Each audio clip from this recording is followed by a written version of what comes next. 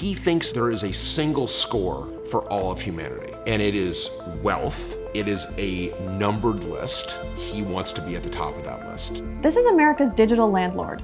Briefly, the world's richest man and the billionaire wax sculptor who's about to control all our TikTok data, Larry Ellison. His company Oracle already provides software to the NSA, probably hosts your health insurance data, and builds body cams and drones. We're constantly recording and reporting everything that's going on. The police will be on their best behavior. Citizens will be on their best behavior. And he's somehow angling for even more. The operations of these kind of TikTok new company that would be US based would be a joint venture that would largely be managed by Oracle, which is Larry Ellison's company. The TikTok deal will add our favorite brain rot app to the giant blob that already controls most of our media and sets up the dominoes for a full-blown surveillance state. This whole issue of privacy is utterly fascinating to me. Who's ever heard of this information being misused by the government? So if he's going to control all our data, I wanted to find out, what does he believe and what does that mean for us? Some people have compared it to the oil boom and the railroad boom. Larry Ellison is the robber baron of this era, but instead of oil, he's trafficking in data.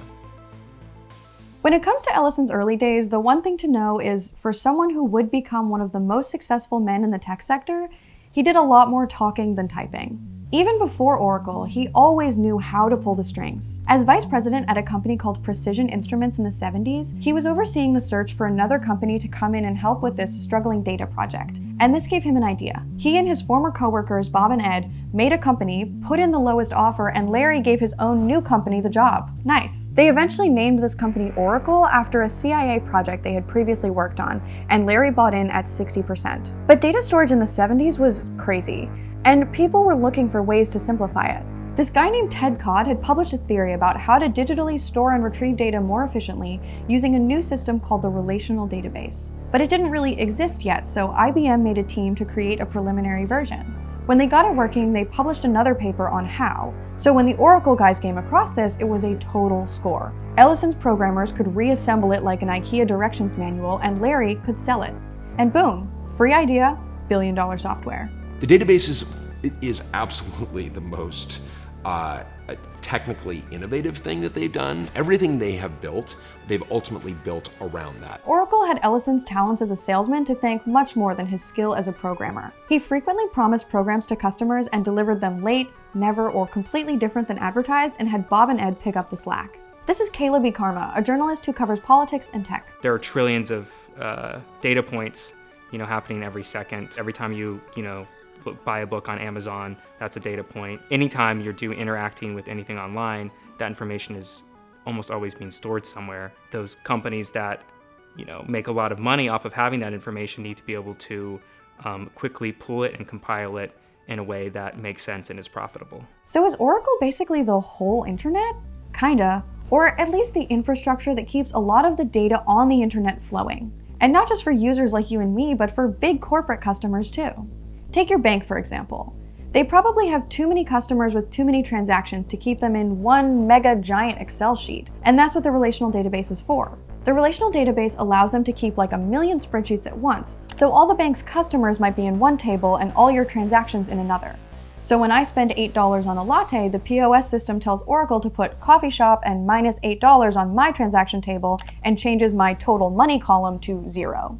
But it's not just banks. Today, their clients include United Healthcare, Citibank, Netflix, Amazon, pretty much every major corporation on the S&P 500. They also make a lot of money now from cloud computing, which is a way for a company like OpenAI that can't afford to buy all the processing power that they need to contract that out to another company, in this case Oracle, to build these massive data centers and house all of these GPUs and process all of that computing remotely. They are dominant in the Fortune 500. They managed to find their way into just about everywhere.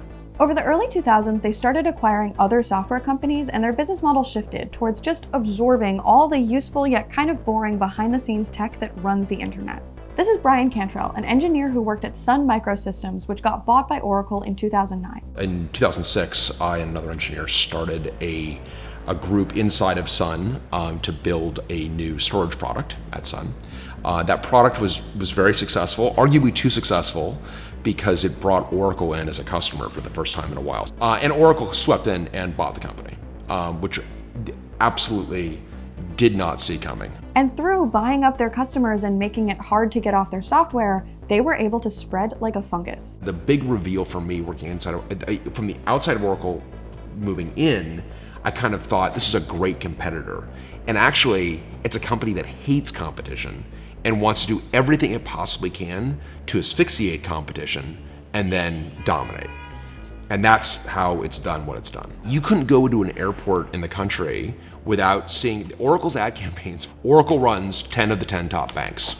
That's it. They've also been a contractor for the government since their inception. Larry Ellison, his prior occupation at Ampex, they weren't able to finish the project, so they went back to the CIA and continued to work for them under that same codename project, Oracle. And that's far from their only government contract.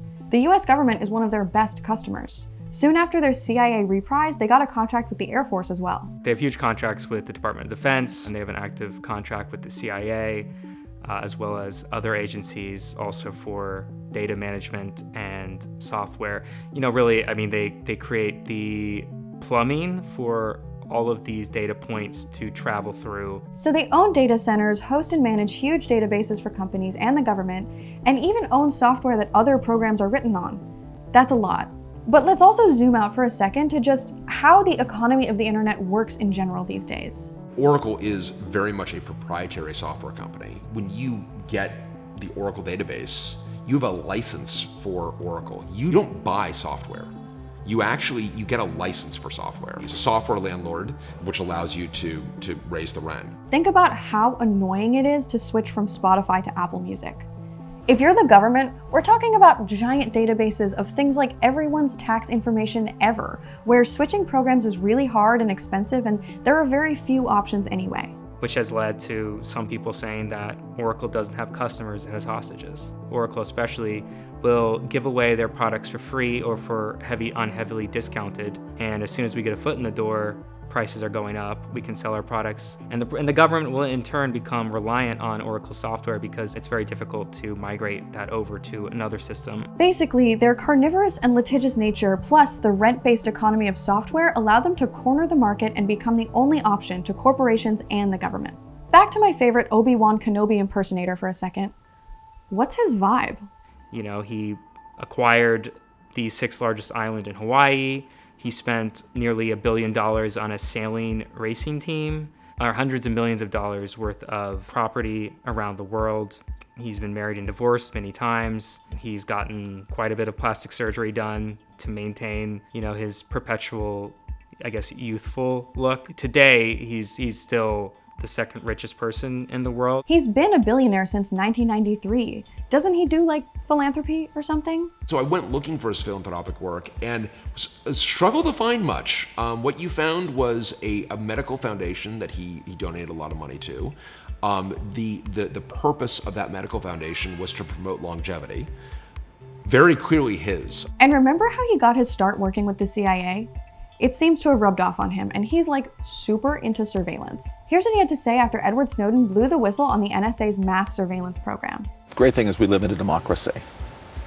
If we don't like what NSA is doing, we can just get rid of the government and put in a different government. But clearly you're saying whatever the NSA is doing is okay with me. It's great. It's great. It's essential. Oracle even makes discount body cams for cops. We completely redesigned body cameras, and the camera's always on. You don't turn it on and off. The truth is, we don't really turn it off. And really, this guy will take any opportunity he can to get more surveillance data and therefore more money. We think we can absolutely lock down schools. The second someone pulls out a gun, immediately use AI cameras to immediately recognize that. So his solution to school shootings is one where they're not prevented at all, and instead we constantly surveil school children using resource-intensive AI that coincidentally happens to make him a bunch of money. This is not only not a solution to the problem, it adds additional harms that the rest of us have to deal with.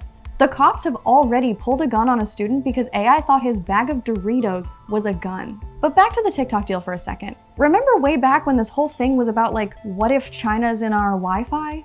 Mr. Chu, does TikTok access the home Wi-Fi network? Is TikTok under the influence of the Chinese Communist Party? Have you ever been a member of the Chinese Communist Party? And it wasn't just China that politicians were worried about. If you look at the postings on TikTok and the number of mentions of Palestinians relative to other social media sites, it's overwhelmingly so. Over the 4 years that the TikTok ban was definitely going to happen, and then probably not going to happen, and then definitely happening again, TikTok started taking precautions. So they, came to Oracle and said, how about we host our user data for, US users on Oracle servers in Texas? So if the data's already here, what is this all about?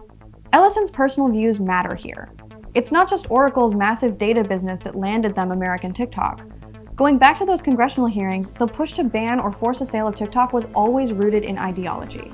So what's Ellison's ideology behind being so pro-surveillance? While he's flip-flopped and funded both parties in the US, perhaps his most firmly held political belief is his support for the state of Israel. I have been to Israel. I have spent time to the people who govern the state of Israel, and I feel a deep emotional connection to the state of Israel and the Israeli people. He's given the organization Friends of the IDF over $26 million. And according to leaked emails, he literally made Marco Rubio run his speeches by him to make sure they were sufficiently pro-Israel before giving $5 million to his 2016 presidential run. Rubio is now Secretary of State and central in negotiating the ceasefire. Larry's also given $350 million to the Tony Blair Institute. That's more than 10 times what he gave to the Friends of the IDF. TBI is a think tank and consultancy that, surprise, likes to recruit from McKinsey. I think their stated goal is advancing neoliberalism. TBI is deeply entwined with Oracle. Some of the same people sit on both boards, like the organization's shared non-executive director and Blair's key advisor. Former staff have even said that there were hush-hush joint retreats at Ellison properties in the US. Tony Blair Institute, in turn, has sort of become a sales company for Oracle.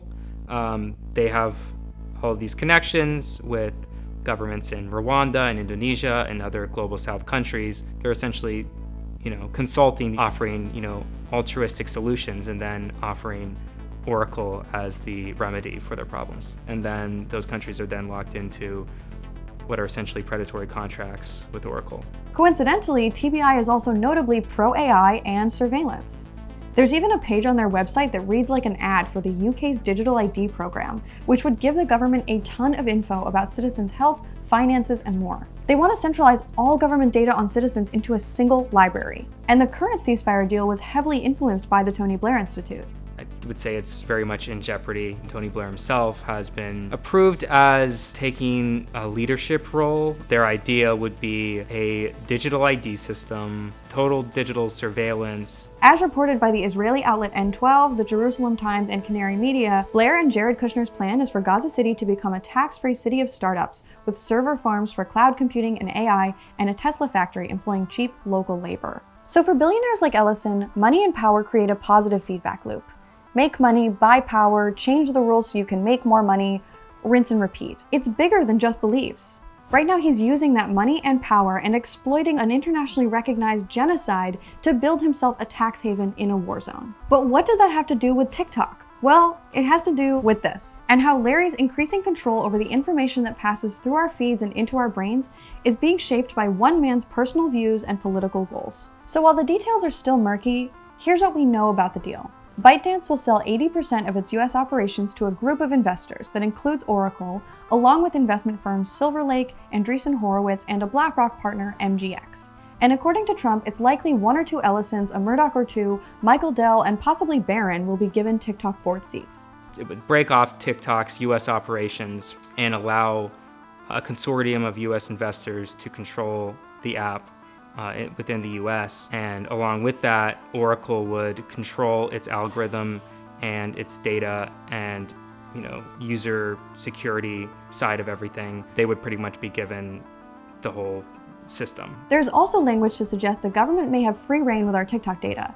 The deal definitely leaves some privacy wiggle room by saying trusted security partners may also share information with other United States government officials. And on top of all this, David Ellison, Larry's son, just appointed himself the CEO of Paramount Skydance, which owns CBS and is trying to buy Warner Brothers, which owns CNN. Combining the CBS and CNN audiences under the same control would give the Ellisons access to about 3.2 million TV viewers and over 350 monthly online visits. And this all leads us to a few main issues here. One, these two deals would give the Ellisons access to huge swaths of the American audience and add TikTok to the growing list of media outlets controlled by the tiny club of big tech guys and billionaires who hang out with and donate money to Trump.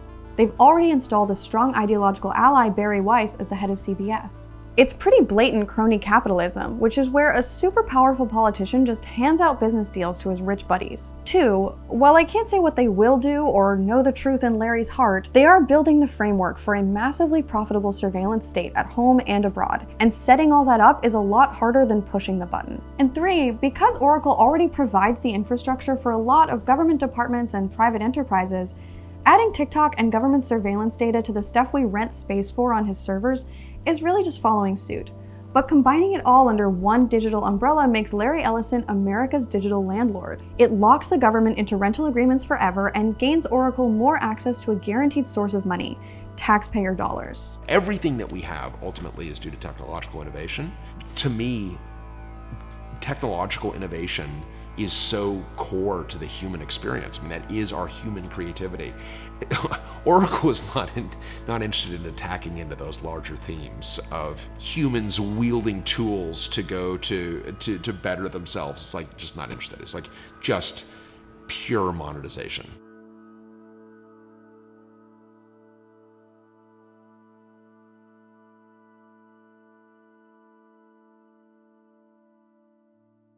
Thanks for watching, and don't forget to like, subscribe, and send us your story ideas at stories.perfectunion.us.